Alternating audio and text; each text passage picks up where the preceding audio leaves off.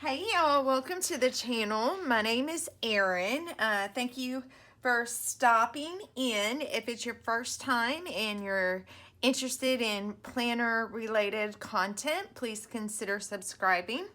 If you are a returning subscriber, thank you so much for just kind of dealing with me. Last few months there's been not necessarily some really productive changes going on, and that is why I am coming to you today with a new journal that I picked up on Amazon.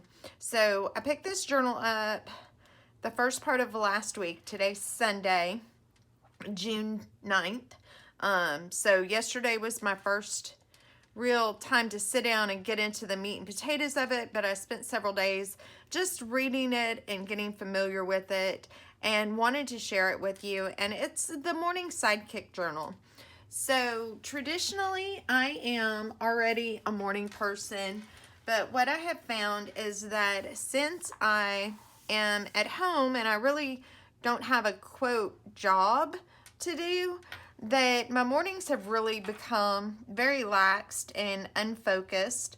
And as much as I try writing down in either my weeks what I want to do, or in my Stalogy if I'm making lists of things that I want to accomplish and get done, that stuff's just not getting done.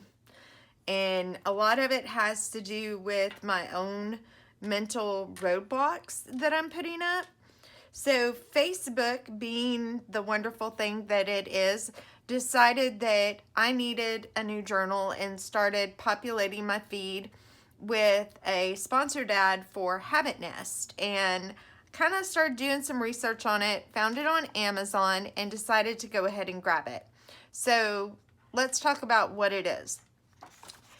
It is a focused journal, and that's my word, I'm not using any of their words, on developing a healthy routine in the morning to help you become a morning person. So it's conquer your mornings, conquer your life.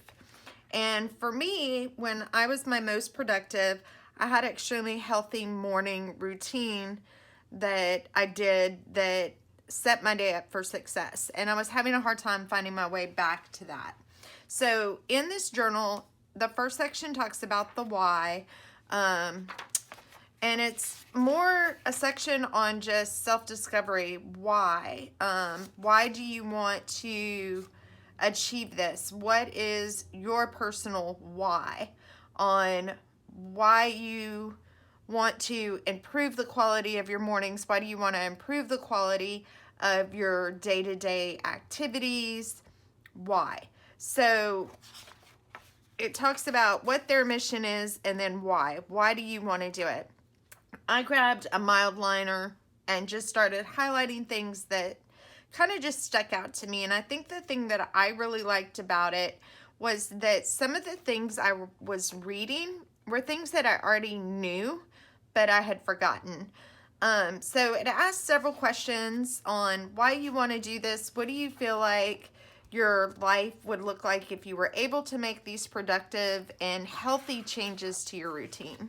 And then it recommends that you mark it. So when you're struggling, you can go back and remind yourself why you're doing it. And then the what. What do you need to do to build these new habits? And what is it that's going to help you be more successful in utilizing the system that they have laid out? And again, the really cool thing about the system that they have in building new habits isn't anything that you probably haven't heard before. It's just in a really kind of relatable format. And that's what I like about it. And it kind of breaks their reasoning out. You know, day 1 through 7, they call it Hell Week, because that first week you're trying to establish new habits is always the hardest. And then days 8 through 21 is about building the consistency. And then they go ahead and even extend it past that kind of 28-day period that we were all brought up to believe it takes to build a healthy habit, to 66 days. And they do that with the understanding that day 22 through 66 is helping you to retain it and be able to recall it and reach back on it in kind of an automatic way.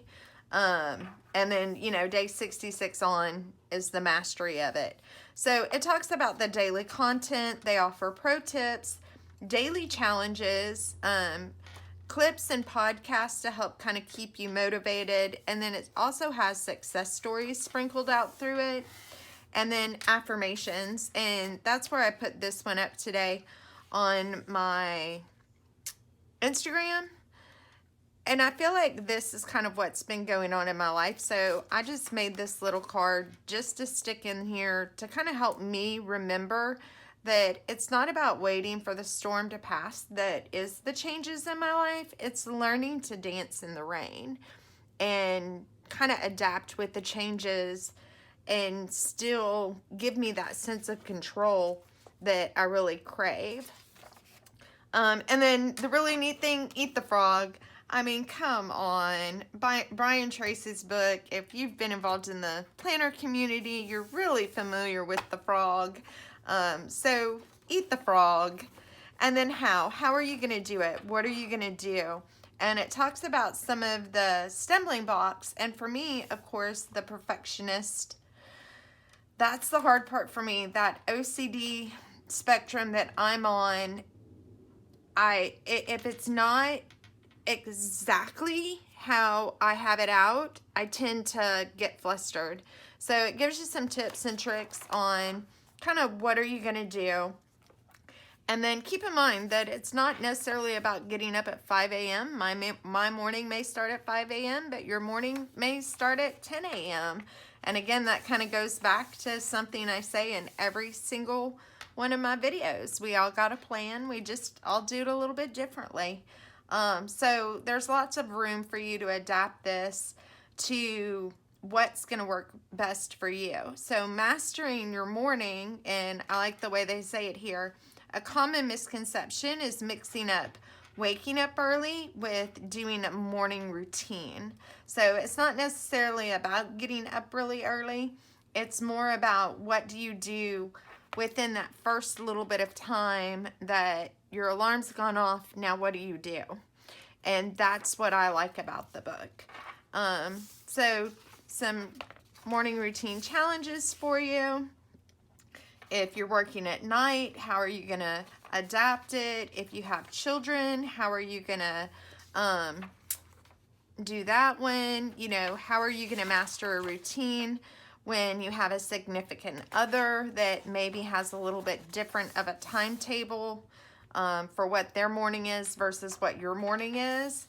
And then the other thing that I found really great with this particular journal, we go out, we buy these journals, we invest our time, we invest our energy in it, and sometimes you feel like you're all alone in tackling it. There's a really great Facebook group, and I joined the Facebook group. It's very open, really good tips, and just a place where you can hold yourself accountable. And if you hit some roadblocks and some stumbling blocks along the way, you can reach out to their Facebook group. And then addressing the hard days ahead. What do you feel like truly is going to be your number one struggle? And then getting focused and suggestions on it and what you want to accomplish. And it talks about some of the things that help make the day more productive. And then your sample journal page. And this is the meat and potatoes of it. And again, if you've watched my videos in the past, you've always heard me say that I love 5x5 planning. 5 minutes at night, 5 minutes in the morning, and it helps you kind of prep for your day. And they went in, and one of the first pages talked about a saying, lose an hour in the morning, and you will be chasing it all day long, or you'll be all day hunting for it. That's the way it says. I don't have my glasses on, so y'all know how I am with them glasses. Oh, look, they're on top of my head. So it gives you some ideas on how you're going to do it. And then there's a commitment page. Are you just going to do this on the weekends, or are you going to strive to do it every day? And then it jumps right into it. So there's pro tips, filling out your section the night before, and then going into your morning. How are you going to address those? And each day there's a new little focus, and it's set up in a way that it's going to help keep you engaged, help keep you motivated. And some of the tips, like this morning, my morning flew by and it was so productive. But it's really a neat little journal, and it's a neat little way just to kind of jump in and keep you organized and keep you more focused. So if it's something that you may be interested in wanting to learn more about, I'll include the Amazon link. Now, Amazon only has it in a couple of different colors, but it is available in other colors. And if you already have your morning routine mastered, but you're wanting to master something else like exercise, or they have an exercise one, they have a meditation journal. There's a couple of other little habit building journals that they have in their lineup. And then you have your index that kind of lists where everything's at. So that's just a quick overview of what I'm going to be doing over the next 30 to 60 days, well, 66 days. What I will do is jump back on at the end of week 1 and do an overview of how I felt like week 1 went for me. And then as I continue at the end of each phase, I'll jump on with an update on, hey, it's working great, or you know what, I left it sitting on my table and I never picked it up again. But I really do feel like there's just enough information that we've heard over and over to keep us engaged and go, okay, they're saying this for a reason, and then enough new ideas to keep it engaging and keep it interesting. And one of them, there's actually an app that they recommend using on setting text reminders, and you get text messages saying, okay, it's time to start your evening routine. You've committed to going to bed at 10 o'clock. It's 9:30. Let's sit down and start that evening routine to make that morning more successful. So there's really a lot of great resources in here that I've seen. I've tried very hard not to jump ahead.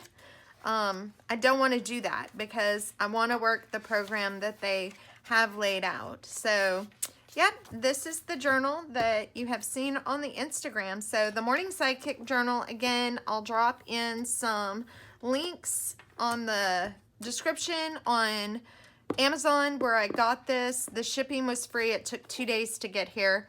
And then for my planner people, I'm still utilizing my Hobonichi, and this is my cousin. I'm not in it as much as I used to be because, you know, I'm not working.